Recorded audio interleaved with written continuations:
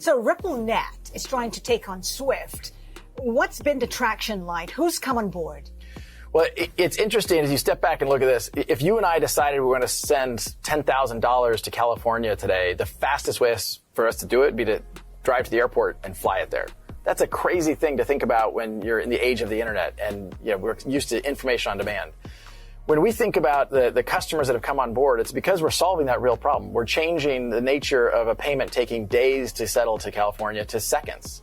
So we now have well over 100 customers ranging from some of the biggest banks in the world to payment providers to the Western Unions and MoneyGrams, Linlan Pay out of China. How many banks? It's over 100. I actually don't know the exact number now. Last time we announced it publicly, we said over 100. We'll probably announce the next one when we get to over 200. We're signing up more than a bank a week now. Isn't that interesting? Ripple's partnering with several banks worldwide almost every other week now. From Brad Garlinghouse's mouth, the SWIFT system is slower than placing your money in a plane and sending it to whatever destination you choose. I'm betting we now have better shipping companies that could utilize and send money as a parcel, and that cash will arrive faster than SWIFT. That's crazy, considering we are in an era where information can be passed from one point to the other in microseconds. And for the very first time in over a year and a half, the CPI is now lower, according to this tweet. But as Michael says, it doesn't necessarily mean that the inflation is over. It only means that the expectations are worse than the reality. The FOMC will also be more dovish, hence less rate hikes. The key factor that you should watch is the U.S. yields. Undoubtedly, the majority of us are still bullish on Bitcoin. Yeah, that's the truth. Nobody is willing to let go of the hailed crypto king despite it crashing several times and pushing most people into debt. But at the same time, people are still holding on to XRP. Now, why is that? Yet Ripple has a lawsuit. XRP has been delisted on several exchanges, and politicians came out publicly to say that XRP is a security. So why hold on to this coin until now? As always, welcome to Moneyside, your favorite crypto channel. If you're new here, hit that subscribe button and turn on notifications. That way you get updates on our latest videos. And don't forget to smash that like button, and you can always leave a comment or question in the section below. The thing is, it's not the number of banks, it's the volume for sure out there. What kind of volume are you looking at? Well, we've had one that we could talk publicly about is we have one corridor run by SEB, which is one of the first or second largest bank in Sweden, has done over $1 billion USD equivalent through one corridor. So while on the global macro scale, we're still just getting started.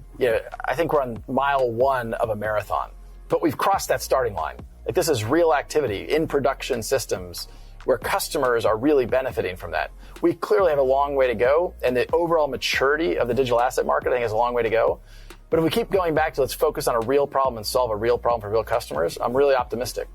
You have several products. We talked about the system, RippleNet. You also have a digital token, which is the XRP.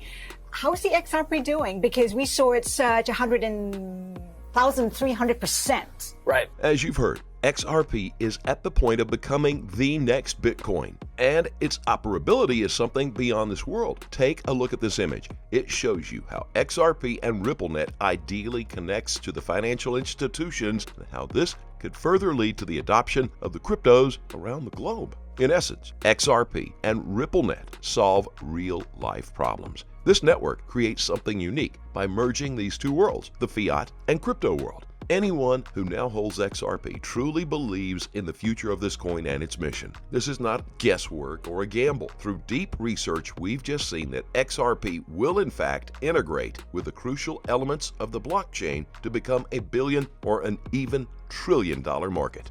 Remember that the majority of XRP holders do so not for simple gains, but because they believe that this coin can change the financial system as we know it, and that's the best way to invest in the crypto market. XLM is in fact one of the primary architects of the XRP ledger. And to answer your question, why most people still hold XRP? Well, it's a simple fact. Let's say we take into account the most significant cryptos in the cross-border network. According to this tweet, it's XRP, XDC, and XLM. And without a doubt, XLM and XRP, that's Stellar Lumens and XRP, will always crop up among the top in such rankings, not to mention that they are also ISO 20022 compliant. Aside from that, this picture shows you how the XRP ledger connects with other institutions in the financial world. More importantly, all these companies will have to use XRP in their network to fully witness the potential of the XRP ledger. That is, XRP is the crypto that's going to be used within RippleNet. So, in fact, all these companies have inevitably agreed to use XRP as their crypto of choice to enable cross-border payments at low fees. Without a doubt, XRP is the future, and it doesn't take a genius to figure that out. Just one quick look at Ripple's partners and you will instantly invest in this crypto. And that's not all. If you take a look at Ripple's top executives, you will realize that this company is definitely a force to be reckoned with.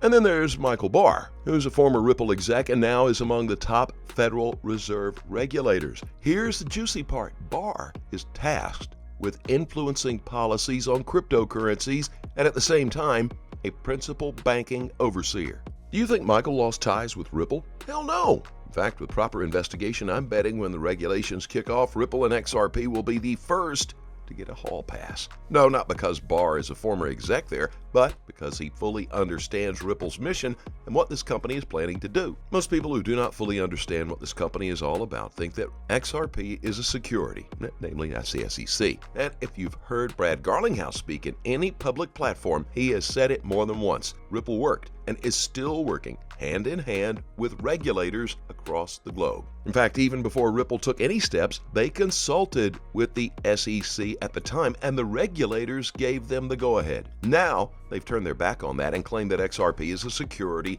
while they had the chance to say that from the start.